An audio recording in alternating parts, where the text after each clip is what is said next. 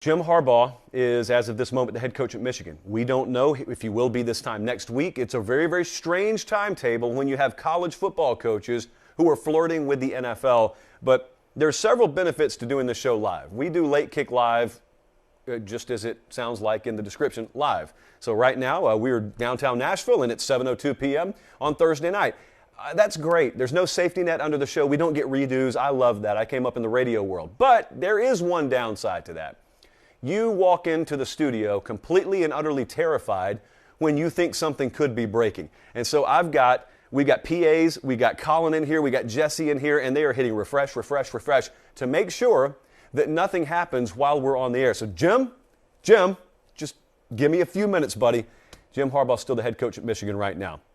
What do we know? We know the speculation is real here. And the speculation is that Jim Harbaugh could be very interested in the Las Vegas Raiders job. This is not some classic, Jimmy Sexton leverage maneuver. We were very familiar with that down south.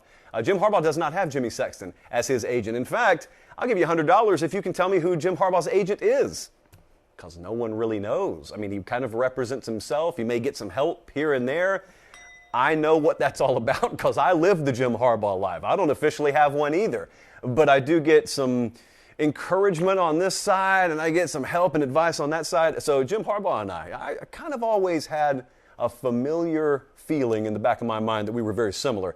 But Bruce Feldman, who is easily as dialed in as anyone on this, has tweeted out as recently as the last 24 hours that according to his sources in the Michigan program, might I add, according to his sources, not only is the smoke real, the expectation is if Jim Harbaugh's offered that Raiders job, he's going to take it.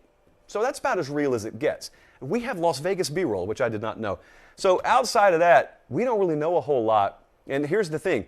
When the circle's that small, when you don't have an entire agency working at your behest, and when there is no motivation on the university side for anyone to leak anything, it's tough for any kind of discernible information to leak out. So that's where we are right now. But also what we don't have is a timetable. But here's what my personal feel on this is.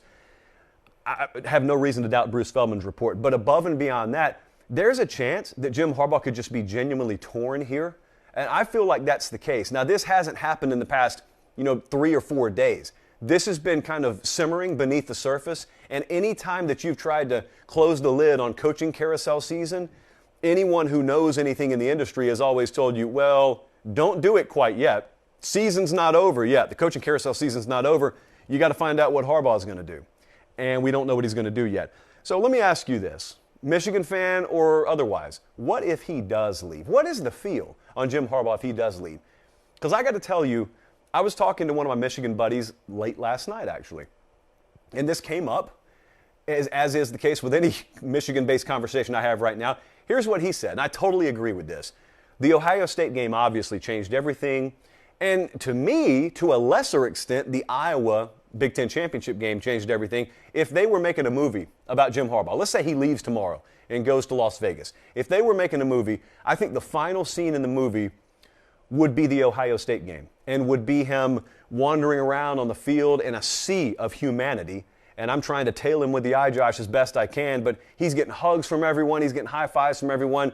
They finally reached what looked to be an insurmountable peak there for a long time in that rivalry, and they got there and they did it in very, very profound fashion. And I think that if you're watching it right now on YouTube, like that to me would be the closing scene. That is what people will remember if that does end up being his last season about Jim Harbaugh and his final year at Michigan. Yes, they go on to win the Big Ten Championship, but it almost seemed like a formality at that point. It almost seems like you would watch the movie and this is where the credits would start to roll. And then there would be a little postscript. Jim Harbaugh's Michigan team went on to win the Big Ten before they were put out in the semifinals of the playoff. But this really was the crescendo right here. What if that had not happened? What if they had gone 10-2 this year, but the losses were to Michigan State and to Ohio State, and then he left? I think it would be one of the most hollow feelings and one of the most hollow exits that you see in sports. But because this happened, that literally changed everything to where now, if Jim Harbaugh leaves, I think most Michigan folks feel this way. They don't want to see him go, but if they do see him go, it would be so amicable. I mean, it would be it would be so docile. There would be no vitriol. There would be no anger. It would be, let's shake hands, let's hug, let's embrace. You thank us, we thank you, and we wish you well on your way. Now, how often does that happen in college football? Especially when a guy is leaving his alma mater and he's not being fired. He is voluntarily leaving them to go to greener pastures as he sees them. It would be one of the tamest parting of ways in recent memory to me. But then immediately, once you shake his hand and you watch his car taillights fade in the distance, then you got to say, all right, who are we hiring? That's what people really want to know. Where would Michigan go? This is not going to catch them off guard. That at least is one of the fortunate aspects of this.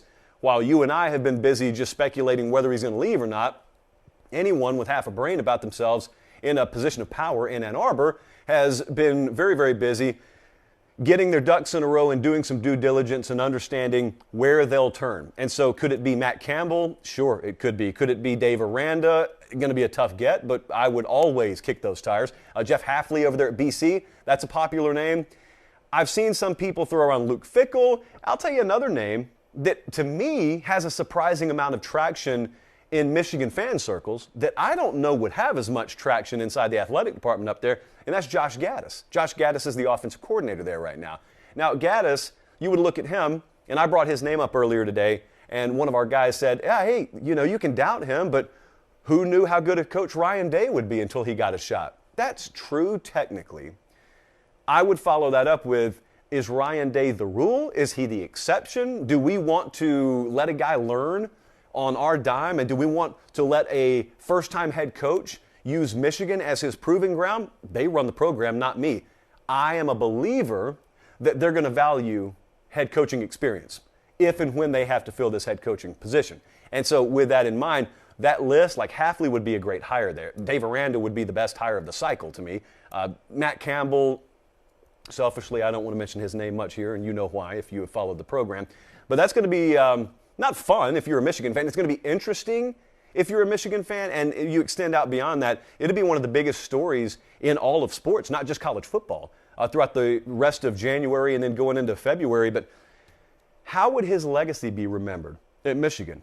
I go back to a couple of minutes ago when we just talked about how this past season ended. Not the Georgia loss, but the fact that they punched a ticket to the playoff period less than one calendar year after they restructured his contract just to let him stay around. And he beats Ohio State, and he ends up winning the Big Ten championship game. I think he would be viewed as a success there.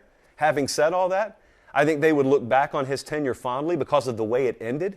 And I would think that there would be an open invitation anytime he wants to come back to town. I mean, if he's going to exit, now's about as good a time as any to do it. And that's a big if he's going to do it. I think the guy may very well be torn right now on whether to do it or not.